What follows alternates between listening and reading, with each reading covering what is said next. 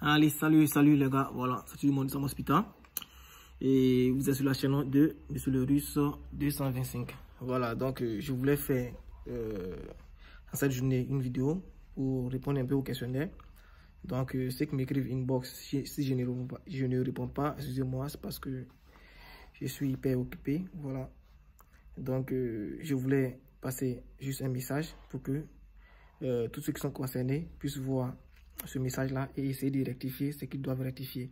Voilà, mais dans un premier temps, avant de suivre la vidéo, avant que je ne commence, essayez d'abord de me donner une pouce bleu, c'est-à-dire essayez de liker ma vidéo. Voilà, parce que c'est très important. En même temps, je souhaite saluer et remercier ceux qui me suivent.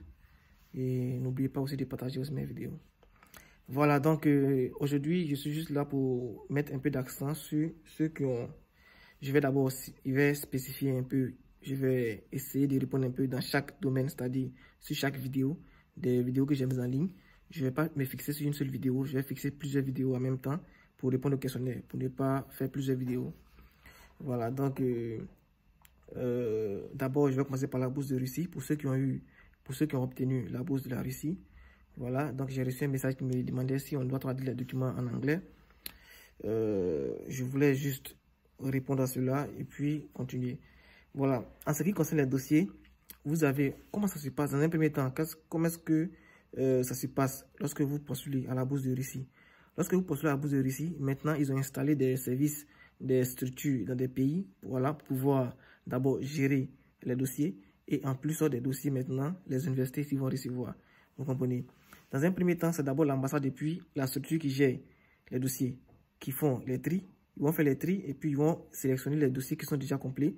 Ils vont les examiner et ils vont choisir les étudiants. Voilà, mais n'oubliez pas que vous avez choisi déjà 6 universités qui attendent ces dossiers-là. Les dossiers ne viennent pas directement sur les universités, non. La plateforme est gérée par une structure. Donc, la structure va prendre les documents, ils vont examiner vos dossiers. Les dossiers qui sont bien rangés, les dossiers qui ne sont pas bien rangés sont déjà éliminés d'avance.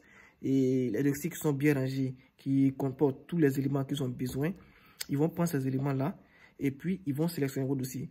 Donc, une fois qu'on sélectionne vos dossiers, on vous envoie un message pour vous dire cela. Et en plus de cela, on vous dit d'attendre.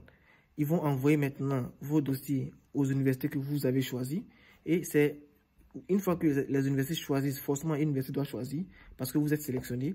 Une fois que l'université sélectionne, vous comprenez, voilà, on vous envoie un message, on vous donne vos éléments, vos invitations. Et sur l'invitation, on met le nom de l'université pour que vous puissiez venir faire le cours. Mais l'université va voir les documents sous quelle langue.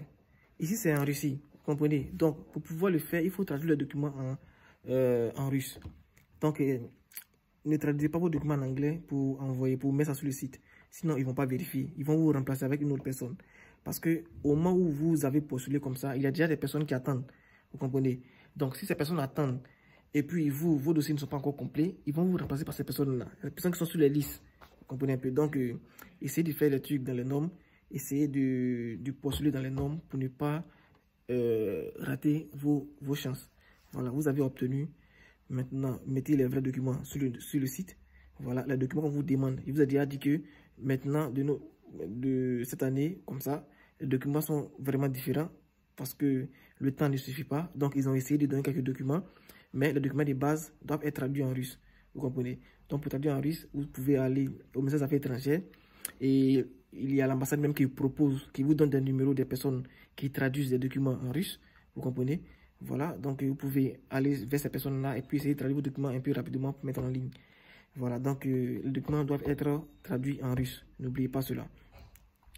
Ok, donc, si je passe sur la bourse de l'île Maurice, voilà, il y a des pays, il y a des personnes, des étudiants dont les pays ne comportent pas d'agence. Voilà, donc je vous avais déjà expliqué que pour pouvoir postuler à cette bourse-là, lorsque vous finissez de faire tous vos éléments, vous envoyez à l'agence. Et c'est l'agence maintenant qui va faire la sélection. C'est la même chose comme la bourse de Russie. Et l'agence maintenant va faire la sélection pour envoyer à l'université que vous avez choisie. Vous comprenez? Voilà, donc chaque université, chaque pays a son quota. Je vous ai déjà dit aussi que le quota dépendait de la relation qui existait entre votre pays et l'île Maurice et le pays d'accueil, le pays host. Vous comprenez un peu? Voilà, donc je ne vais pas donner tous les trucs dessus, sinon je serai obligé de citer plusieurs pays. Voilà. Mais, comme je le disais, ceux, par exemple, comme ça, qui n'ont pas d'agence dans leur pays, ils doivent contacter leur ministère, le ministère de l'Éducation bien sûr, ou bien ils doivent comme ça essayer d'aller au ministère des Affaires étrangères pour aller se renseigner. Ils ont toutes les informations, ils ont toutes les bourses qui passent vers eux.